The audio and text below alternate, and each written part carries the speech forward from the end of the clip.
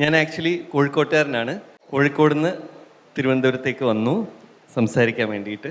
So ഞാൻ start ചെയ്യുന്നത് ഒരു കോഴിക്കോടൻ കാശി യാത്ര എന്നാണ്. ഞാനും കാശിയും തമ്മിലുള്ള ബന്ധം എന്താണെന്ന് വെച്ചാൽ, ഞാൻ ഇൻസ്റ്റഗ്രാമിൽ അത്യാവശ്യം വീഡിയോസൊക്കെ ചെയ്യുന്ന ഒരാളാണ്. ഇന്നലെ ഞാനൊരു വീഡിയോ ഇട്ടിട്ടുണ്ടായിരുന്നു. അപ്പോൾ അതിൻ്റെ തെറിവിളികളും ആഫ്റ്റർ എഫക്റ്റും തുടങ്ങി കഴിഞ്ഞിട്ടേ ഉള്ളൂ, അത് തീർന്നിട്ടില്ല. ഞാൻ ഇട്ടത് പുരി ജഗന്നാഥ ക്ഷേത്രത്തെ കുറിച്ചിട്ടുള്ളൊരു വീഡിയോ ആയിരുന്നു. അതായത് ഭഗവാൻ ശ്രീകൃഷ്ണൻ്റെ സ്വർഗാരോഹണത്തെ സംബന്ധിച്ചിട്ടായിരുന്നു ഞാനൊരു വീഡിയോ ചെയ്തിട്ടുണ്ടായിരുന്നത്. അതായത് അദ്ദേഹത്തിൻ്റെ ഹൃദയം ഇപ്പോഴും മിടിച്ചുകൊണ്ടിരിക്കുന്നുണ്ട്. അത് ആ ബ്രഹ്മപദാർത്ഥം പുരി ജഗന്നാഥ ക്ഷേത്രത്തിലെ വിഗ്രഹത്തിൻ്റെ ഉള്ളിൽ ഇപ്പോഴും മിടിക്കുന്നുണ്ട് എന്നാണ് പറയപ്പെടുന്നത്. ഇതൊക്കെ പണ്ടുള്ളവർ പറയുന്ന കഥകളാണ് എന്നൊക്കെ പറയും പോലെ പറയപ്പെടുന്നത്. ആ സമയത്ത് ഞാൻ പുരിയിൽ പോയ സമയത്ത് 2022 പുരിയിൽ പോയ സമയത്ത് അവിടെ വലിയൊരു ആൾക്കൂട്ടം ഉണ്ടായിരുന്നു. ആൾക്കൂട്ടം എന്താന്ന് വെച്ചാൽ, അവിടെ ഭഗവാന് അസുഖമാണ് എന്ന് പറഞ്ഞിട്ട് ഒരു കൂട്ടം ആൾക്കാർ, മീൻസ് ഡോക്ടേഴ്സ് വന്നിട്ട് സ്റ്റെതസ്കോപ്പ് വെച്ചിട്ട് വിഗ്രഹത്തിനെ പരിശോധിക്കുകയായിരുന്നു. അതായത് അതിൻ്റെ ഹാർട്ട് ബീറ്റ് ചെക്ക് ചെയ്തിട്ട് പൾസും ഹാർട്ട് ബീറ്റും നോർമൽ ആണ് എന്നുള്ളത് എല്ലാ വർഷവും അവർ ചെക്ക് ചെയ്യുന്നുണ്ട് അത്രേ. നമുക്കിത് സാമാന്യ യുക്തിക്ക് ചിലപ്പം നിരക്കാത്തതായിരിക്കും. അപ്പോൾ ഈ ഒരു കാര്യം ഞാൻ അതിലിങ്ങനെ പറഞ്ഞ സമയത്ത് എനിക്കെതിരെ ഭയങ്കര ആക്രോശങ്ങളായിരുന്നു. നീ ആരാടാ എന്നെ ഇതിനെക്കുറിച്ച് പറയാൻ? അത് സാധാരണ പറയുന്ന നല്ല അൾട്രാ മോഡേൺ തെറിവിളികൾ മുതൽ നാടൻ പദപ്രയോഗങ്ങൾ വരെ ഞാൻ കേട്ടിട്ടുണ്ടായിരുന്നു. അതായത് മെയിൻ പ്രശ്നം എപ്പോഴും ഞാൻ അഭിമുഖീകരിക്കുന്നതെന്ന് വെച്ചാൽ, ഞാൻ കാശിയെക്കുറിച്ച് എഴുതിയ മുതൽക്കാണ് ഞാൻ ഏറ്റവും കൂടുതൽ എനിക്ക് അറ്റാക്കുകൾ നേരിടാൻ തുടങ്ങിയിട്ടുള്ളത്. ഒരു മുസ്ലിമായ നീ എന്തിനാണ് കാശിയെക്കുറിച്ച് എഴുതുന്നത്? നിനക്ക് മക്കത്തിനെ കുറിച്ച് എഴുതാം, മദീനത്തെക്കുറിച്ച് എഴുതാം, അജ്മീറിനെ കുറിച്ച് എഴുതാം എന്നൊക്കെയാണ് ആൾക്കാർ എപ്പോഴും പറയാറുള്ളത്. പക്ഷേ എനിക്കെന്തോ ഭയങ്കര ഇഷ്ടമാണ് ഹിന്ദു മിഥോളജീസിനെ കുറിച്ചും നമ്മുടെ ഈ എപ്പിക്സിനെ കുറിച്ചും ഒക്കെ എഴുതാൻ വേണ്ടിയിട്ട്. അതിൻ്റെ റീസൺ എന്താണെന്ന് വെച്ചാൽ, ഞാൻ 1986 ജനിച്ചത്. അപ്പോൾ ഏകദേശം 40 വയസ്സ് പ്രായമുണ്ട്. ഞങ്ങൾ മദ്രസ വിട്ട് കഴിഞ്ഞാൽ ഉസ്താദിനോട് ഒരു ഉസ്താദ് ഒരു 5 മിനിറ്റ് നേരത്തെ വിടും, ഓം നമ ശിവായ തുടങ്ങാനായി എന്ന് പറയും. അന്ന് ദൂരദർശനിൽ നമുക്ക് ഓം നമ ശിവായയും ജയ് ഹനുമാനും ഇവരൊക്കെ തന്നെയായിരുന്നു കാണാനുണ്ടായിരുന്നത്. അപ്പോൾ ഹിന്ദി ആണെങ്കിലും മലയാളം ആണെങ്കിലും ഞങ്ങളുടെ നാട്ടിൽ ഉസ്താദ്, ഇവിടുത്തെ ഉസ്താദ്മാർ വിട്ടിട്ടുണ്ടോ എന്നറിയ, ഉസ്താദ് ജയ് ഹനുമാൻ തുടങ്ങാനായിരുന്നു, വേഗം വിടുമോയെന്ന് വെച്ചിട്ട് ഞങ്ങൾ അങ്ങനെ ഓടിപ്പോന്നിരുന്നൊരു കാലഘട്ടം ഉണ്ടായിരുന്നു. അന്ന് ജയ് ഹനുമാൻ കാണുന്നത് കൊണ്ടോ ഓം നമ ശിവായ കാണുന്നത് കൊണ്ടോ ഒന്നും പ്രത്യേകിച്ചൊരു പ്രശ്നവും ആർക്കും സംഭവിച്ചിട്ടുണ്ടായിരുന്നില്ല. പക്ഷേ നമ്മളിപ്പം ഈ ജെൻസി എന്ന് പറഞ്ഞ കാറ്റഗറീസിനെ കുറിച്ച് പറയുന്ന സമയത്ത് നമ്മൾ പറയാം അവർ ഭയങ്കര പ്രോഗ്രസീവാണ്, ഭയങ്കര ലിബറൽ ആണെന്നൊക്കെ പറയുന്ന ഈ ആളുകൾ തന്നെയാണ് ഇൻസ്റ്റഗ്രാമിൽ ഏറ്റവും കൂടുതൽ വർഗീയതയും തെറികളും എഴുതിയിട്ടിട്ടുള്ളതെന്നാണ് ഞാൻ മനസ്സിലാക്കിയിട്ടുള്ളത്. എന്ന് ഭയങ്കര വിഷമിപ്പിക്കുന്നൊരു കാര്യമാണ്. അപ്പോൾ ഞാൻ കാശിയിലേക്ക് എത്തിപ്പെടാനുള്ള കാരണം എന്താണെന്ന് വെച്ചാൽ, ഞാൻ 2002 SSLC പാസ്സാവുന്നത്. എൻ്റെ കഷ്ടകാലത്തിന് ആ SSLCക്ക് ഞാൻ എൻ്റെ ഗ്രാമത്തിലെ ആദ്യത്തെ ഇംഗ്ലീഷ് മീഡിയം സ്റ്റുഡൻ്റാണ്. അപ്പോൾ എൻ്റെ കഷ്ടകാലത്തിന് നല്ല മാർക്കും കൂടി വന്നപ്പോൾ നാട്ടുകാരെല്ലാവർക്കും ഭയങ്കര എക്സ്പെക്ട്, നിസാർ ഒരു ഡോക്ടർ ആവട്ടോ. എൻ്റെ വീട്ടുകാർ ഓൾറെഡി പ്രഖ്യാപിച്ചിട്ടുണ്ട് ഞാൻ ഡോക്ടർ ആവുന്നത്. ഈ നാട്ടുകാരൊക്കെ ഭയങ്കര എക്സ്പെക്റ്റേഷൻ, നിസാർ 10 നല്ല മാർക്ക് വാങ്ങി, എന്തായാലും ഡോക്ടർ ആവുന്നത്. എനിക്കാണെങ്കിൽ ഈ 10ാം ക്ലാസ് കാണാപ്പാടം പഠിച്ചിട്ടായിരുന്നു അന്നൊക്കെ എഴുതല്. എല്ലാ മാത്സും കെമിസ്ട്രി ഫിസിക്സ് ഒക്കെ കാണാപ്പാടം പഠിച്ചിട്ട് എഴുതിയത്. +1 എല്ലാവരും കൂടി തല്ല് കൂടിയിട്ട് എനിക്ക് ഏറ്റവും നല്ല സ്കൂളിലൊരു സയൻസിനൊരു സീറ്റ്, 10ാം ക്ലാസ് നല്ല മാർക്ക് കിട്ടിയാൽ സയൻസ് പഠിക്കണം എന്നാണല്ലോ റൂള്. അങ്ങനെ അത് വെച്ച് മണ്ടനായ എന്നെ ഒരു സയൻസ് പഠിക്കാൻ വേണ്ടിയിട്ട് കൊണ്ടാക്കി. ഒപ്പം തന്നെ എൻട്രൻസ് കോച്ചിങ്ങിനും കൂടി കൊണ്ടിട്ടു. എനിക്കാണെങ്കിൽ കെമിസ്ട്രി, ഫിസിക്സ്, ബയോളജി ഇതൊന്നും എനിക്ക് തലയിൽ കയറുന്നേ ഇല്ല. കോപ്പി അടിക്കാനുള്ള ബോധം പോലും ഇല്ല. ഇൻ്റഗ്രേഷൻ്റെ വള്ളി ഈ ഭാഗത്താണോ വരയ്ക്കേണ്ടത്, ആ ഭാഗത്താണോ വരയ്ക്കേണ്ടതെന്ന് പോലും എനിക്കറിയില്ല. അങ്ങനെ +1 ഒരുവിധം തട്ടി നീക്കി +2 എത്തി, 2004 എത്തി.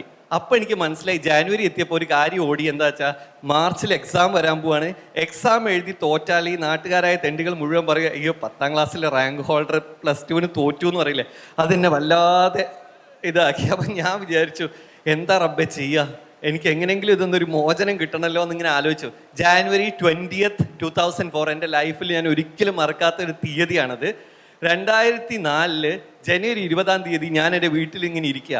പഠിച്ചോനെ, പരീക്ഷ വരും, ഞാൻ തോൽക്കും, എൻ്റെ വീട്ടുകാരെന്നെ കൊല്ലും, ഞാൻ എന്താ ചെയ്യുക? ഫസ്റ്റ് ഓപ്ഷൻ എൻ്റെ മനസ്സിൽ വന്ന് സൂയിസൈഡ് ചെയ്യാമെന്നായിരുന്നു. പക്ഷെ അതിനുള്ള ധൈര്യം ഇല്ല, ചെയ്തില്ല, എവിടെ തന്നെ ഉണ്ട്, ചെയ്യാമെന്ന് വിചാരിച്ചു.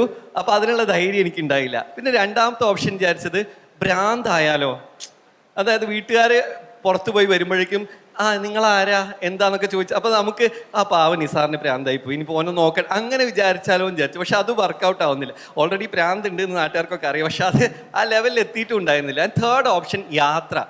അത് നല്ലൊരു ഐഡിയ, കൊള്ളാലോ. ഞാൻ അപ്പം തന്നെ ഇൻസ്റ്റൻ്റ് ആയിട്ടുള്ള തീരുമാനങ്ങളായിരിക്കും നമ്മുടെ ലൈഫിൽ പലപ്പോഴും ലൈഫിനെ ടേൺ ചെയ്യുക. ഞാൻ വിചാരിച്ചു ഓക്കെ നാട് വിട്ട് പോവാം. അപ്പം ഞാൻ ആദ്യം തന്നെ എടുത്തത് എൻ്റെ കുറേ പുസ്തകങ്ങൾ ഞാൻ എന്ത് ചെയ്തു അട്ടിയാക്കിയിട്ട് വീടിൻ്റെ അപ്പുറത്തെ മതിലിൻ്റെ അവിടെയും ഇവിടെയൊക്കെ കൊണ്ടുവച്ചു. അതിനുശേഷം കുറേ ഡ്രസ്സുകൾ എടുത്തിട്ട് അതും മതിൽപ്പൊത്തിൽ ഒളിപ്പിച്ച് വെച്ചു. പിന്നെ നോക്കുമ്പോൾ പൈസ അത് മാത്രം എൻ്റെ കയ്യിലില്ല.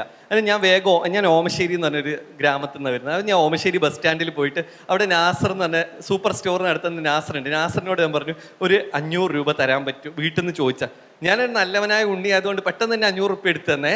ഇനി വേണ്ട ഇത് മതി എന്ന് പറഞ്ഞു. അങ്ങനെ ഞാൻ ആ പൈസയും കൊണ്ട് ഇങ്ങനെ തിരിച്ചു വരുന്ന സമയത്ത് റഫീഖ് എന്ന് പറഞ്ഞത് പഞ്ചായത്ത് പ്രസിഡന്റിന്റെ മകനാണ്. എനിക്ക് ആരോടെങ്കിലും കളിക്കാനും സംസാരിക്കാനും അനുവാദം ഉണ്ടെങ്കിൽ അത് റഫീഖിനോട് മാത്രമായിരുന്നു എൻ്റെ വീട്ടിൽ. കാരണം ഞാൻ ഇംഗ്ലീഷ് മീഡിയം ആയതുകൊണ്ട് എൻ്റെ വീട്ടിൽ ഇംഗ്ലീഷ് സംസാരിക്കൽ നിർബന്ധമായിരുന്നു. എന്നാൽ എൻ്റെ വീട്ടിൽ ആർക്കും ഇംഗ്ലീഷ് ഒട്ടും അറിയില്ല. ഉമ്മ പറയൂ ഇംഗ്ലീഷ് സംസാരിച്ച്, ഉമ്മക്കാണെങ്കിൽ ഇംഗ്ലീഷ് അറിയില്ല. ഇതിന് ലോജിക്ക് എന്താ എനിക്ക് ഇപ്പോഴും മനസ്സിലായിട്ടില്ല. അങ്ങനെ ഈ 500 രൂപയും വാങ്ങി തിരിച്ചു വരുന്ന സമയത്ത് റഫീഖിനെ കണ്ടു. അപ്പം ഞാൻ റഫീഖിന് പറഞ്ഞു, റഫീഖെ എന്നെ കണ്ടത് നന്നായി, ഞാൻ പോവാണ് കേട്ടോ എന്ന് പറഞ്ഞു. റഫീഖ് വെച്ച് എങ്ങോട്ട്? ഞാൻ പറഞ്ഞു എങ്ങോട്ടാന്ന് അറിയില്ല, ഞാൻ നാട് വിട്ടു പോവാൻ, എനിക്ക് ജീവിക്കാൻ പറ്റുമെന്ന് തോന്നുന്നില്ല, ഞാൻ പോവാണെന്ന് പറഞ്ഞു.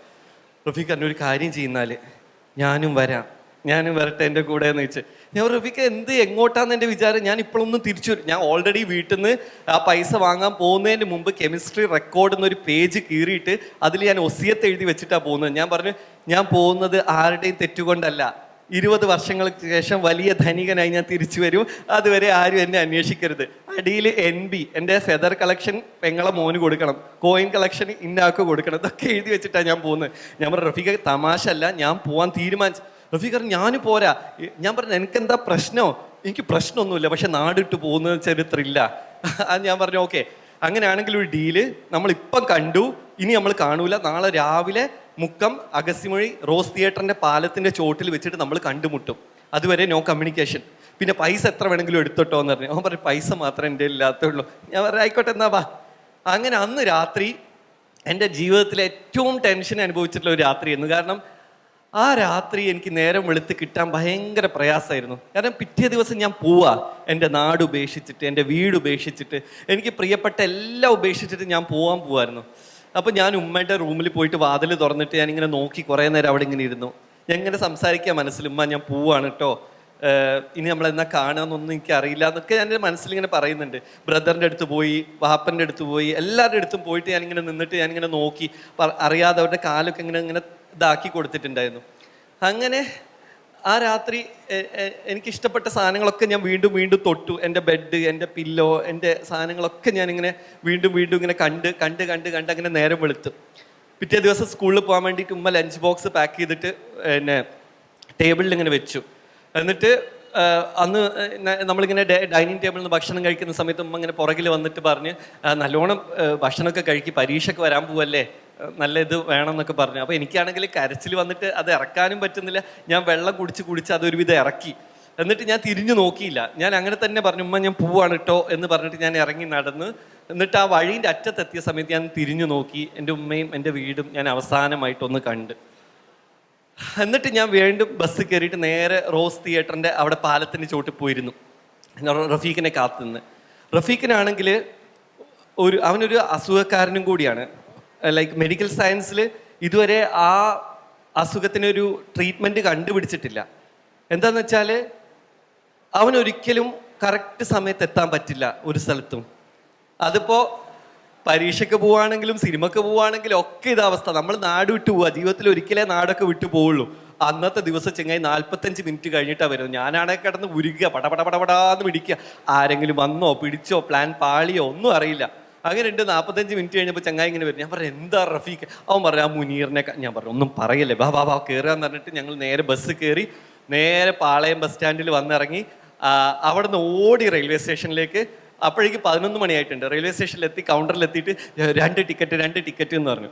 അപ്പോൾ അവർ ചോദിച്ചാൽ എങ്ങോട്ടാണെന്ന് പറയാനുള്ള ബോധം പോലും ഇല്ല. ആദ്യമായിട്ട് റെയിൽവേ സ്റ്റേഷനിൽ പോയതാ. അപ്പോൾ റഫീഖിന് പറഞ്ഞു എങ്ങോട്ടാന്ന് പറയണം, ട്രെയിൻ ടിക്കറ്റ് കിട്ടണമെങ്കിൽ. അപ്പോൾ ഫസ്റ്റ് പ്ലാറ്റ്ഫോമിൽ കിടക്കുന്നുണ്ട് ഒരു വണ്ടി, 1616 4 ഡിജിറ്റ് ഉണ്ടായിരുന്നുള്ളൂ അന്ന്. എഗ്മോർ വണ്ടി വരുന്നത്. അപ്പോൾ ഞാൻ ചോദിച്ചു ആ ട്രെയിൻ എങ്ങോട്ടാണ് പോകുന്നത്? അപ്പോൾ അവർ പറഞ്ഞു അത് ട്രിച്ചി വഴി ചെന്നൈയിലേക്ക് പോകുന്ന ട്രെയിനാണെന്നാണ്. റഫീഖ് എന്നാൽ ചെന്നൈയിലേക്ക് എടുത്താലോ? അവർ പൊന്നാര ഹബീബെ ചെന്നൈയിലേക്കൊന്നും എടുക്കേണ്ട, നാട് വിട്ടു പോകണം, എല്ലാവരും ചെന്നൈയിലേക്കാ പോലെ. അടുത്ത ട്രെയിനിൽ തന്നെ നാട്ടുകാർ മൊത്തം വന്നിട്ട് പിടിച്ചുകൊണ്ട് പോകും. പകരം ആദ്യം പറഞ്ഞ സ്ഥലമല്ല, അത് എങ്ങോട്ടാന്ന് ചോദിച്ചു. ഞാൻ പറഞ്ഞത് ട്രിച്ചി എന്ന് പറഞ്ഞ സ്ഥലത്ത്, അന്ന് അങ്ങോട്ട് എടുക്കുന്ന പറഞ്ഞു.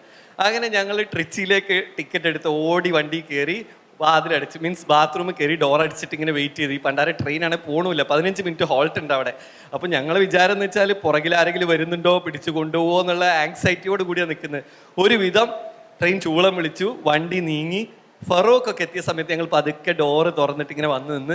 അങ്ങനെ റഫീഖിനോട് ഞാൻ കൈ പിടിച്ച് ഡോറിൻ്റെ അടുത്തുനിന്ന് പറഞ്ഞു, റഫീഖെ ഇനി മുതൽ നമ്മുടെ ജീവിതത്തിലെ സുവർണ കാലഘട്ടം ആരംഭിക്കാൻ പോവുക. അതിനുശേഷം തല്ല്, കുത്ത്, ചവിട്ട്, പട്ടിണി, ദാരിദ്ര്യം. 103 ദിവസങ്ങൾ കഴിഞ്ഞിട്ടാണ് പിന്നെ വീട്ടിലേക്ക് തിരിച്ചു വരുന്നത്. 103 അപ്പോഴേക്ക് പരീക്ഷയൊക്കെ കഴിഞ്ഞിട്ടുണ്ട്. ഈ 103 ദിവസം കൊണ്ട് തമിഴ്നാട്, കർണാടക, ആന്ധ്ര, പോണ്ടിച്ചേരി, ഒഡീഷ, അങ്ങനെ ഇന്ത്യയിലുള്ള എല്ലാ സംസ്ഥാനത്തും പട്ടിണി കിടന്ന് കുറെ കൂടി ദിവസം നിന്നേനെ. പക്ഷേ പട്ടിണി അത്രയും ഭീകരമായി പോയി. ഞങ്ങൾക്ക് വിശപ്പ്, ജോലി ചെയ്താലേ ഭക്ഷണം കിട്ടുള്ളൂ എന്നൊരവസ്ഥ വന്നപ്പോൾ ഞങ്ങൾ തിരിച്ചിങ്ങോട്ട് തന്നെ വന്നു. അങ്ങനെ അതായിരുന്നു എൻ്റെ ജീവിതത്തിലെ ഫസ്റ്റ് യാത്ര. ആ ഫസ്റ്റ് യാത്ര തന്നെ എൻ്റെ ലൈഫിനെ അപ്സൈഡ് ഡൗണും മറിച്ചിട്ടുള്ളൊരു യാത്രയായിരുന്നു. ആ യാത്ര കഴിഞ്ഞ് വന്ന് അപ്പോഴും എന്താ പറയുക, എൻ്റെ വീട്ടുകാർക്ക് മനസ്സിലായിട്ടില്ലായിരുന്നു സത്യം പറഞ്ഞാൽ എന്തിനാ പോയതെന്ന്. അപ്പോൾ വീട്ടിൽ വന്ന ശേഷം വീണ്ടും എന്നാൽ നമ്മൾ ഇനി പരീക്ഷ എഴുതിയിട്ട് മെഡിക്കൽ ഒന്നും കൂടി ട്രൈ ചെയ്യല്ലേ എന്ന് വെച്ചു. ഞാൻ പറഞ്ഞു ഈ കളിക്ക് ഞാനില്ല അങ്ങനെയാണെങ്കിൽ. പിന്നെ ഞാൻ നശിച്ചു എന്നുള്ള അർത്ഥത്തിൽ എന്നെ BA ഇംഗ്ലീഷ് പഠിക്കാൻ അനുവദിച്ചു. ആദ്യം ഞാൻ പറഞ്ഞു എനിക്ക് BA മലയാളം പഠിച്ചാൽ, മലയാളമൊക്കെ പഠിച്ചിട്ട് ഈ ലോകത്ത് ആരെങ്കിലും ജീവിക്കുമോ, അറ്റ്ലീസ്റ്റ് ഇംഗ്ലീഷ് എങ്കിലും എടുക്കുമെന്ന് പറഞ്ഞാൽ BA ഇംഗ്ലീഷ് എടുത്തു. യൂണിവേഴ്സിറ്റിയിൽ ഞാൻ ആ പ്രാവശ്യത്തെ റാങ്ക് ഹോൾഡറായി. ആ വർഷം എൻ്റെ ആദ്യത്തെ നോവൽ പുറത്തിറങ്ങി. 2008 എൻ്റെ ആദ്യത്തെ പുസ്തകം ഇറങ്ങുന്നത്. പിന്നെ ഞാൻ PGക്ക് ജേർണലിസം എടുത്തു. അപ്പോൾ വീട്ടുകാർക്ക് മനസ്സിലായി okay I am going in the right track എന്നുള്ളത് ബോധ്യപ്പെടുത്താൻ വേണ്ടിയിട്ട് എനിക്ക് എൻ്റെ ജീവിതത്തിലെ 103 ദിവസങ്ങൾ നഷ്ടപ്പെടുത്തേണ്ടി വന്നു എന്ന് പറയാം ഒരർത്ഥത്തിൽ. പക്ഷേ ആ യാത്ര എന്നെ ഭയങ്കരമായിട്ട് ട്രാൻസ്ഫോം ചെയ്തിട്ടുണ്ടായിരുന്നു. അപ്പോൾ ആ യാത്രയിലാണ് ഞാൻ എഴുതിക്കൊണ്ടിരിക്കുന്ന പുസ്തകങ്ങളൊക്കെയും ആ യാത്രയിൽ കണ്ടിട്ടുള്ള കാഴ്ചകൾ. എനിക്ക് വേണമെങ്കിൽ 1000 പുസ്തകങ്ങൾ എഴുതാനുള്ള കാഴ്ചകൾ എൻ്റെ 17ാമത്തെ വയസ്സിൽ ഞാൻ കണ്ടിട്ടുണ്ട്. അതിൽപ്പെട്ട ഒന്നാണ് തലൈക്കൂത്തൽ എന്ന് പറഞ്ഞിട്ടുള്ള പുസ്തകം. നിങ്ങൾ എത്ര പേര് വായിച്ചിട്ടുണ്ടെന്ന് അറിയില്ല. ഞാനും റഫീഖും ചെന്നൈയിൽ മയിലാടുതുറൈ എന്ന് പറഞ്ഞിട്ടുള്ളൊരു ബസ് സ്റ്റോപ്പിലായിരുന്നു കിടന്നുറങ്ങാറുണ്ടായിരുന്നത്. കാരണം നമുക്ക് വേറെ എവിടെയും സ്പേസ് കിട്ടുന്നില്ല. അപ്പോൾ ഈ മയിലാടുതുറൈ ബസ് സ്റ്റോപ്പിൽ കിടന്നുറങ്ങി 2ാമത്തെ ദിവസം ഭയങ്കര വിശപ്പ് വന്നപ്പോൾ അപ്പുറത്ത് കരിമ്പ് തോട്ടമുണ്ട്. ഞങ്ങൾ അവിടെ നിന്നായിരുന്നു കരിമ്പ് കട്ട് ചെയ്യില്ല നമുക്ക് കഴിക്കാനുള്ള. അങ്ങനെ ഏകദേശം ഒരു 4-5 ദിവസം കഴിഞ്ഞപ്പോൾ കുളിക്കാൻ ഭയങ്കരമായിട്ടുള്ള ടെൻഡൻസി. മലയാളികളാവുമ്പോൾ നമുക്ക് കുളി നിർബന്ധമാണ്. 5-6 ദിവസം കഴിഞ്ഞപ്പോഴേക്കും നമുക്ക് ഒരു പാളി കൂടി നമ്മുടെ ശരീരത്തിൽ ഇങ്ങനെ രൂപപ്പെട്ടു വന്നു. അപ്പോൾ ഇതെങ്ങനെയെങ്കിലും ഒന്ന് കഴുകി ഒഴിവാക്കാൻ നോക്കുന്ന സമയത്തുണ്ട് കരിമ്പ് പാടത്തേക്ക് പൈപ്പ് ഇങ്ങനെ പമ്പ് ചെയ്യുന്നുണ്ട്, നല്ല വെള്ളം, പച്ചവെള്ളം കണ്ട സമയത്ത് ഭയങ്കര ഒരു ഹാപ്പിനെസ്. അപ്പോൾ ഞാൻ റഫീഖ് നോക്ക് വെള്ളം, അപ്പോൾ പറഞ്ഞ് എന്നാൽ നമുക്ക് കുളിച്ചാലോ എന്ന് വെച്ചാൽ അങ്ങനെ ഞങ്ങൾ വേലി ചാടി ഓടി കുളിക്കാൻ ചെന്ന സമയത്ത് കുറച്ച് തടിച്ച് ഒരു മൊട്ടത്തലയായിട്ടുള്ള ഒരു മനുഷ്യൻ ഇങ്ങനെ അവിടെ വന്നിട്ട് പറഞ്ഞു എങ്ക പോറേ. ഞാൻ പറഞ്ഞു അണ്ണാ കുളിക്കാൻ. അങ്ങനെ ചുമ്മാ ഒന്നും കുളിക്കാൻ പറ്റൂല, പൈസ വേണമെന്ന് പറഞ്ഞു. അപ്പം ഞാൻ ചോദിച്ചാൽ എത്ര അണ്ണാ കൂലി? അപ്പോൾ പറഞ്ഞു 1 രൂപ വേണം. ഞങ്ങളിൽ ആകെ 50 സംഘാനുള്ളത്. അത് പെറുക്കിയിട്ട് അയാൾക്ക് കൊടുത്തിട്ട് ഞങ്ങൾ സമൃദ്ധമായിട്ട് ചാടി നീരാടി. ഏകദേശം ഒരു 1-2 മണിക്കൂർ കുളിച്ചപ്പോൾ നമ്മുടെ ആ തോലൊക്കെ അങ്ങ് ഇളകിപ്പോയി. മീൻസ് ആ പാട മൊത്തം ഇളകിപ്പോയി, കുറച്ച് വെളുത്ത്. അങ്ങനെ കുളി തേവാരൊക്കെ കഴിഞ്ഞപ്പോഴേക്ക് ഭയങ്കര വിശപ്പ്. അപ്പോൾ അയാൾ അവിടെ സൈഡിൽ കനലിൽ മധുരക്കിഴങ്ങ് ഇങ്ങനെ ചുട്ടുകൊണ്ടിരിക്കുക. അപ്പോൾ ഞാൻ പറഞ്ഞു റഫീഖ് നോക്ക് മധുരക്കിഴങ്ങുണ്ട്. അപ്പോൾ ഞങ്ങൾ അണ്ണാ പസിക്കത് എന്തെങ്കിലും ഉണ്ടോയെന്ന് വെച്ചപ്പോൾ അയാൾ ആ മധുരക്കിഴങ്ങിൻ്റെ പകുതി മുറിച്ചിട്ട് ഞങ്ങൾക്ക് തന്നു. ഞാൻ പറഞ്ഞു റഫീഖ് നല്ല മനുഷ്യനാന്ന് തോന്നുന്നു, നമുക്ക് കിടക്കാനും കൂടി ഒരു സ്ഥലം ചോദിച്ചാലോ. അപ്പോൾ പറഞ്ഞു അണ്ണാ കിടക്കറത്. അപ്പോൾ അയാൾ പറഞ്ഞ് ഇറങ്ങി പൊക്കോണം, പോങ്കേ എനിക്ക് തലൈക്കൂത്തലിൽ പോകാനുള്ളതെന്ന് പറഞ്ഞ ആൾ.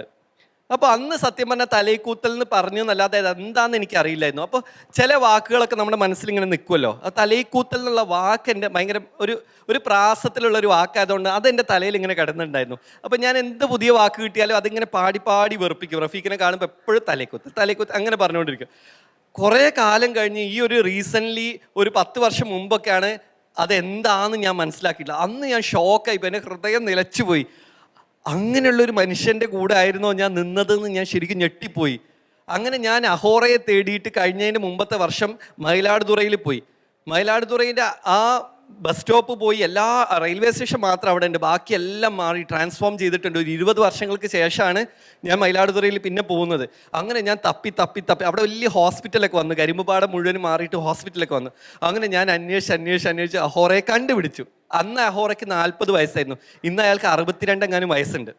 അങ്ങനെ ഞാൻ പറഞ്ഞു, അണ്ണാ എന്നെ നിങ്ങൾക്ക് അറിയോ, ഞാൻ 20 വർഷം മുന്നാടി ഒരു മധുരക്കിഴങ്ങ് സാപ്പിട്ടിരിക്കുന്ന പറഞ്ഞു. അപ്പോൾ അയാൾ പറഞ്ഞു, പൈത്യക്കാരാ പോടാന്ന് പറഞ്ഞു, അയാൾക്ക് എന്ത് മധുരക്കിഴങ്ങ്. അപ്പോൾ ഞാൻ പറഞ്ഞു, അല്ല അണ്ണാ ഒരു കാര്യം ചോദിക്കാനാണ്, നിങ്ങൾ തലയിക്കൂത്തൽ എടുക്കുന്ന ആളല്ലേ എന്ന് വെച്ചപ്പോൾ അത് കേട്ട സമയത്ത് ആളങ്ങനെ അയാൾ കള്ളു പിടിച്ചിട്ടുണ്ട്. അയാൾ എന്നെ പച്ച തെറി വിളിച്ച് പോ ഈ ഏരിയ കണ്ടുപോരുതെന്ന് പറഞ്ഞു. അങ്ങനെ ഞാൻ അന്ന് ആ ലോഡ്ജിൽ താമസിച്ച് പിറ്റേ ദിവസം ഞാൻ അഹോറയെ തേടിപ്പോയി. അണ്ണാ സത്യം പറ, നിങ്ങളല്ലേ തലയിക്കൂത്തൽ എടുത്ത ആളെന്ന് വെച്ച്.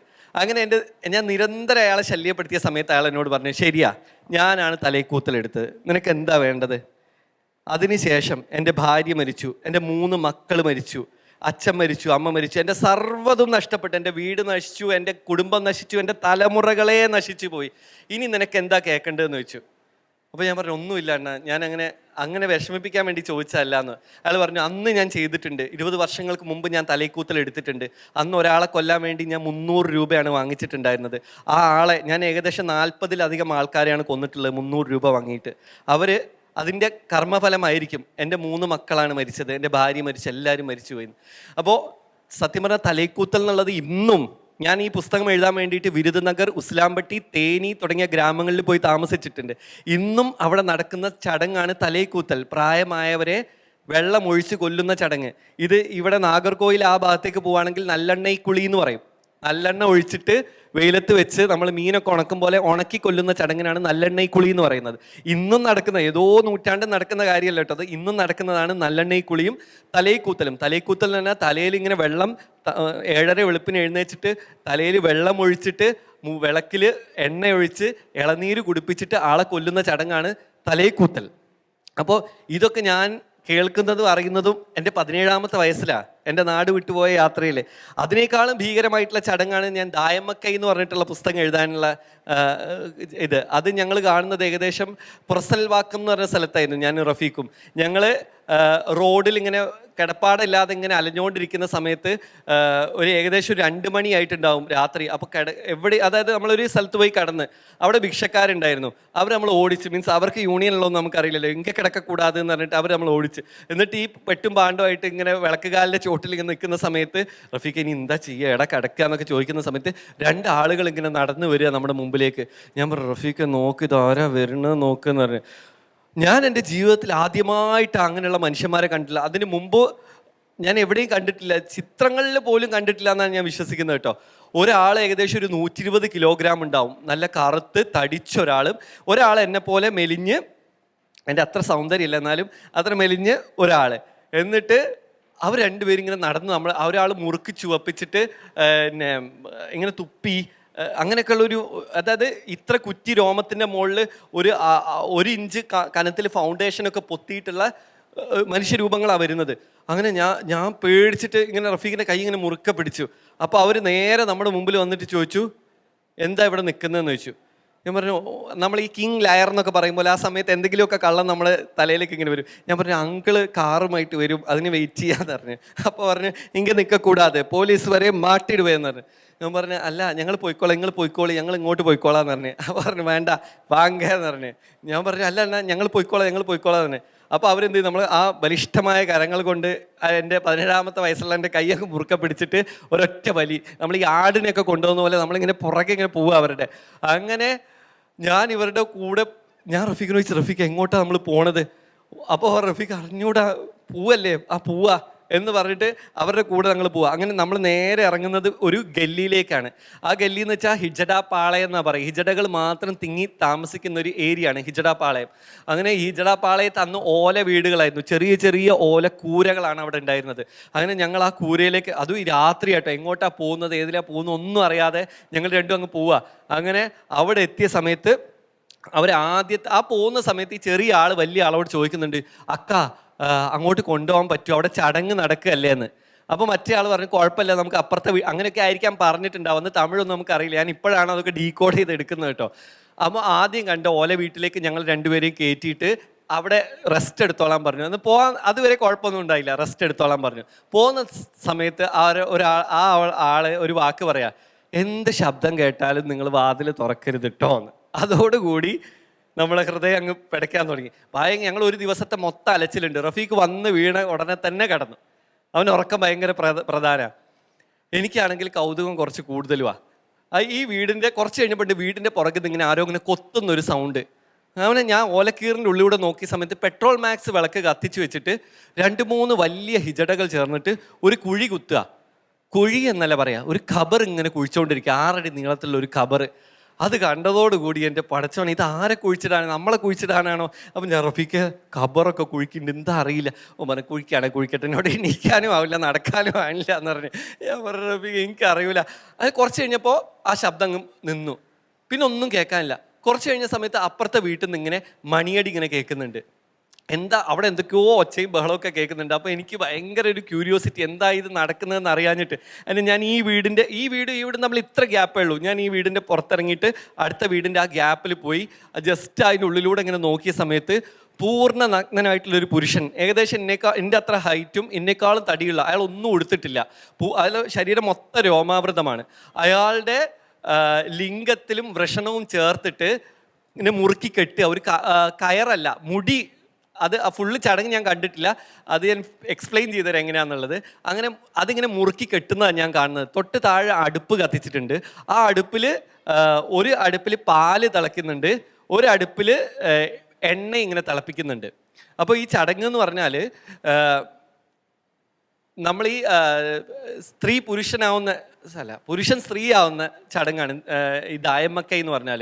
അപ്പോൾ ഈ സമയം ഒരു 2 മണിക്കൂർ മുമ്പെങ്ങാനും ദായമ്മ എന്ന് പറഞ്ഞ ആള് അവരുടെ തലയിൽ നിന്ന് ഇങ്ങനെ മുടി പിഴുതെടുക്കും. ഒരു 7 തലമുടി പിഴുതെടുത്തിട്ട് ഒരു കയറുണ്ടാക്കും. ആ കയറെടുത്തിട്ട് ലിംഗവും വൃഷണവും ചേർത്ത് മുറുക്കി കെട്ടും. എന്നിട്ട് അവർ ഈ റൂമിൻ്റെ ഉള്ളിലൂടെ ഇങ്ങനെ അലയാൻ വിടും. ജയ് എല്ലമ്മ, ജയ് സന്തോഷി മാത, ജയ് എല്ലമ്മ, ജയ് സന്തോഷി മാത എന്ന് പറഞ്ഞിട്ട് അവരിങ്ങനെ ട്രാൻസ് മൂഡിലേക്ക് ഇങ്ങനെ കറക്കും. ഭയങ്കരമായിട്ട് ഇങ്ങനെ കറങ്ങാൻ തുടങ്ങും. അപ്പോൾ എല്ലാവരും പറയും, ഇതേ ദേവി വന്ദിച്ച്, അമ്മ വന്ദിച്ച് എന്ന് പറയും. അവരുടെ ശരീരത്തിൽ ദേവി കയറി എന്ന് പറയും. എന്നിട്ട് ഒരു മുൻ ദായമ്മ, ഒരു പിൻ ദായമ്മ എന്ന് പറഞ്ഞ 2 പേര് വന്നിട്ട് ഈ ആളെ ഇങ്ങനെ ഒരാൾ കാലിങ്ങനെ വെച്ചിട്ട് മറ്റേ ആളെ കാലിങ്ങനെ കിടത്തും. എന്നിട്ട് അവരുടെ കൈ 2 ബാക്കിൽ ഇങ്ങനെ കെട്ടും, കാല് 2 ഇങ്ങനെ നീക്കി വെക്കും. എന്നിട്ട് അവരെല്ലാവരും ഇങ്ങനെ പ്രാർത്ഥിക്കും. സമയമായി എന്ന് പറയുന്ന സമയത്ത് ഈ തിളച്ച വെളിച്ചെണ്ണ എടുത്തിട്ട് അവരുടെ കാലിൻ്റെ അവിടേക്ക് ഒഴിക്കും. അപ്പം തന്നെ ഒരു കത്തി ഇങ്ങനെ പഴുപ്പിക്കുന്നുണ്ടാവും. ആ പഴുപ്പിച്ച കത്തി എടുത്തിട്ട് ആ ലിംഗവും വൃഷണവും ചേർത്തിട്ട് അരിഞ്ഞിടും. അപ്പോൾ അവിടെ ഫുള്ള് ബ്ലഡ് ഇങ്ങനെ ചീറ്റി അടിക്കും അവിടെ. അപ്പോൾ എല്ലാവരും കൂടി ഓടി വന്നിട്ട് ആ ബ്ലഡ് മുഴുവൻ തുടച്ചെടുത്തിട്ട് ഇയാളുടെ ശരീരത്തിൽ അങ്ങ് തേച്ച് പിടിപ്പിച്ചു കൊടുക്കും. എന്നിട്ട് അയാളെ ഒരു മുറിയിലിട്ട് പൂട്ടും. 2 മണിക്കൂർ കഴിഞ്ഞിട്ട് മുറി തുറന്നു നോക്കും ജീവനുണ്ടോയെന്ന്. ജീവനുണ്ടെങ്കിൽ അവർക്ക് ദേവിയുടെ കടാക്ഷമുണ്ട്, അവർക്ക് ജീവിക്കാനുള്ള അനുഗ്രഹമുണ്ട്, ആഫ്റ്റർ കെയർ കൊടുത്ത് ലൈഫിലേക്ക് കൊണ്ടുവരും. ഇല്ലെങ്കിൽ അവരെ അപ്പം തന്നെ ആദ്യം ഒരു കബർ കുഴിച്ചല്ലോ, ആ കബർ കുഴിച്ച കബറിൽ അവരെ ഇട്ടിട്ട് മൂടിക്കളയും. ഇതാണ് ദായമ്മക്കൈ എന്ന് പറഞ്ഞ ചടങ്ങ്. ഈ ചടങ്ങും ഞാൻ നേരിട്ട് കണ്ടു. അതിൻ്റെ ഏകദേശം 1 ആഴ്ച എനിക്ക് ഭക്ഷണമൊന്നും കഴിക്കാൻ പറ്റിയിട്ടുണ്ടായിരുന്നില്ല. എപ്പോഴും സ്വപ്നത്തിൽ ഞാനത് കണ്ട് ഞെട്ടി ഉണരാറുണ്ട് ഇപ്പോഴും. അത് അത്രയ്ക്കും ട്രോമാറ്റിക്. അപ്പം ഞാൻ ചോദിച്ചു, പിന്നീട് ഈ ബുക്ക് എഴുതാൻ വേണ്ടി റിസർച്ച് നടത്തിയ സമയത്ത് ഞാൻ ചോദിച്ചു, നിങ്ങൾ എന്തിനാണ് ഇങ്ങനെ കഷ്ടപ്പെട്ടിട്ട് ഇത് ചെയ്യുന്നത്? മോഡേൺ സർജറീസ് ഒക്കെ ഉണ്ടല്ലോ. അപ്പോൾ അവർ വന്ന് ദായമ്മക്കൈ ചെയ്യുന്ന സമയത്ത് ബ്ലഡിലുള്ള ശരീരത്തിലുള്ള ചോര മുഴുവൻ വാർന്നു പോകും. അപ്പോൾ എല്ലാ ബ്ലഡും, അതായത് പുരുഷൻ്റേതായിട്ടുള്ള എല്ലാ രക്തവും ഒഴുകി ഇല്ലാതായി പോവും. പിന്നെ നമ്മുടെ ശരീരത്തിൽ കിനിഞ്ഞിറങ്ങുന്ന ഓരോ തുള്ളി രക്തവും സ്ത്രീയുടേതായിരിക്കും. അപ്പം ദായമ്മക്കൈ ചെയ്യുന്ന ആൾക്കാർക്ക് സ്ത്രൈണത കൂടും എന്നാണ് അവർ വിശ്വസിക്കുന്നത്. അതുകൊണ്ടാണ് ഇപ്പോഴും ദായമ്മക്കൈ ചെയ്യുന്ന ആളുകൾ ഉണ്ട് എന്ന് പറയുന്നത്. അപ്പോൾ ഇതൊക്കെയാണ്. ഇനിയിപ്പോൾ ഞാൻ കാശിയെക്കുറിച്ച് പറയട്ടെ. കാശിയിൽ ഞാൻ എത്തിപ്പെടുന്നതെന്ന് വെച്ചാൽ ഓൾമോസ്റ്റ് PG പഠിക്കുന്ന സമയത്തായിരിക്കും ഞാൻ ആദ്യമായിട്ട് കാശിയിലെത്തുന്നത്. ഞാൻ അതുവരെ ക്രിമേഷൻ കണ്ടിട്ടേ ഇല്ല. ക്രിമേഷൻ ഇൻ ദ സെൻസ്, ഞാൻ താമസിക്കുന്ന ഒരു മുസ്ലിം ഡോമിനേറ്റഡ് ആയിട്ടുള്ള ഏരിയയിലാണ്. അവിടെ ഹിന്ദുക്കൾ ഉണ്ട്, 1-2 ഫാമിലീസ് ഉണ്ട്. അവർ മരിച്ചാലൊന്നും ഞാൻ ദഹിപ്പിക്കുന്നത് കാണാൻ പോയിട്ടുമില്ല. എനിക്ക് പേടിയായിരുന്നു. അങ്ങനെ ഒരു ദഹനം പോലും കാണാത്ത ഞാൻ ആദ്യമായിട്ട് കാണുന്നത് ഒരു 100 ചിതകൾ ഒരുമിച്ച് കത്തുന്നതിനിടയിൽ, നമ്മൾ ഭരതത്തിൽ മോഹൻലാൽ ഇരിക്കുന്ന പോലെയായിരുന്നു. ഞാൻ ചെന്ന് ചുറ്റും ചിത ഇങ്ങനെ കത്തുന്നു, ഞാൻ അവിടെ ഇരിക്കുന്നു. ആ ഒരു കാഴ്ചയാണ് സത്യം പറഞ്ഞാൽ എന്നെ കാശിയിലേക്ക് അട്രാക്ട് ചെയ്തത്. ഞാനിങ്ങനെ അവിടെ ഇരുന്നിട്ട് ഇങ്ങനെ ആലോചിച്ചു, പടച്ച റബ്ബില്ലാലമേ തമ്പുരാനെ, എന്താ ഈ കാണുന്നത്? അതായത് എല്ലാ നമ്മളിങ്ങനെ കാണുന്നുണ്ട്, ഒരു മനുഷ്യനെ കൊണ്ടുവരുന്നു, കടത്തുന്നു, ഒരു 15-20 മിനിറ്റിൻ്റെ ഉള്ളിൽ പിന്നെ അവിടെ ഒന്നുമില്ല, ആ മനുഷ്യനില്ല, അയാളുടെ ഒരു അടയാളം പോലും കാണാതെ അയാൾ അങ്ങ് ഇല്ലാതായി പോവാണ്. ഒരു സ്ത്രീ ആയിരിക്കാം, പുരുഷനായിരിക്കാം, അയാൾ ഇത്രയും ദിവസം ഓടിച്ചാടി നടന്നിട്ടുള്ള ഒരാളായിരിക്കാം, ഒരു കുഞ്ഞിനെ മുലയൂട്ടുന്ന അമ്മയായിരിക്കാം, അല്ലെങ്കിൽ ഒരു അച്ഛനായിരിക്കാം. അങ്ങനെയൊക്കെ വളരെ ലൈവായിട്ട് നമ്മളൊക്കെ പോലെ ഇവിടെ ഇരിക്കുന്ന നമ്മളെപ്പോലത്തെ ഒരു മനുഷ്യനായിരിക്കും. അയാൾ അവിടെ വന്നിട്ട് അങ്ങ് ഇല്ലാതെ പിന്നെ അയാൾ എങ്ങോട്ടാണ് പോകുന്നത്? ഇതിൻ്റെയൊക്കെ അർത്ഥം എന്താ? അങ്ങനെ ആലോചിച്ചിട്ടാണ് കാശിയോട് എനിക്കൊരു ഭ്രമം വന്നത്. കാശിയിൽ സത്യം പറഞ്ഞാൽ ഞാൻ എഴുതിയിട്ടുണ്ട്, അതിൽ കാശിയെ നമ്മൾ സ്നേഹിക്കാൻ ഒന്നുമില്ല. കാശിയിൽ നമ്മളെ ആകർഷിക്കുന്ന ഒന്നും തന്നെ പ്രഥമ നോട്ടത്തിൽ നമുക്ക് കാണാൻ പറ്റില്ല. മൊത്തം വൃത്തികേടുകൾ മാത്രമേ കാണാൻ പറ്റുള്ളൂ. പൈസയ്ക്ക് വേണ്ടി പിടിച്ച് കിടക്കുന്ന പണ്ടകളെ നമുക്ക് കാണാൻ പറ്റുള്ളൂ, അഴുകി ജീർണിച്ച മൃതദേഹങ്ങളെ കാണാൻ പറ്റുള്ളൂ. പക്ഷേ കാശിയുടെ ഉള്ളറകളിലേക്ക് കയറി ചെല്ലുന്ന സമയത്താണ് ശരിക്കുള്ള കാശിയെ നമുക്ക് റെക്കഗ്നൈസ് ചെയ്യാൻ പറ്റുക. ശരിക്കും അങ്ങനെ കാശിയെ കാണാൻ പറ്റാത്ത ആൾക്കാരുടെ യാത്ര വ്യർത്ഥമാണെന്നാണ് ഞാൻ മനസ്സിലാക്കിയിട്ടുള്ളത്. എന്നോട് എല്ലാവരും, എപ്പോഴും ആൾക്കാർ ചീത്ത പറയുന്നത്, നിനക്ക് ഈ പിന്നെ ചീഞ്ഞളിഞ്ഞ ഇങ്ങനത്തെ സ്ഥലത്ത് മാത്രമേ പോകാൻ പറ്റില്ല, എന്തൊക്കെ നല്ല സ്ഥലങ്ങളുണ്ട് ഈ ലോകത്ത്, പിന്നെയും എന്തിനാ കാശിയിലേക്ക് പോകുന്നത് എന്നെപ്പോഴും എന്നോട് ആൾക്കാർ ചോദിക്കാറുണ്ട്. പക്ഷേ എനിക്ക് അതിൻ്റെ ആൻസർ എന്തോ ഡിഫൈൻ ചെയ്ത് പറഞ്ഞു കൊടുക്കാൻ എനിക്കറിയില്ല. പക്ഷേ എനിക്കെന്തോ അത് അങ്ങനത്തെ സ്ഥലങ്ങളോട്, എസ്പെഷ്യലി ക്ഷേത്രങ്ങളോടൊക്കെ ഭയങ്കര ഇഷ്ടം. അതിൽ റിലീജിയനും സ്പിരിച്വാലിറ്റിയും രണ്ടാണെന്ന് ഇവരോടൊക്കെ ആരെങ്കിലും ഒന്ന് പറഞ്ഞു കൊടുക്കൂ. എനിക്ക് എത്ര പറഞ്ഞു കൊടുത്തിട്ട് മനസ്സിലാവുന്നില്ല. ഒരു മുസ്ലിം ആയിട്ടുള്ള ഒരാൾക്കൊരു ക്ഷേത്രത്തിൽ പോകുന്നതുകൊണ്ട് ഒന്നും സംഭവിക്കാൻ പോകുന്നില്ല എന്നാണ് ഞാൻ മനസ്സിലാക്കിയിട്ടുള്ളത്.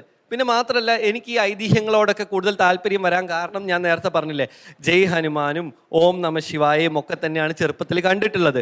വിഷ്വലൈസ് ചെയ്തിട്ടുള്ള കാര്യങ്ങൾ നമ്മുടെ മനസ്സിൽ പെട്ടെന്ന് കയറി നിൽക്കും.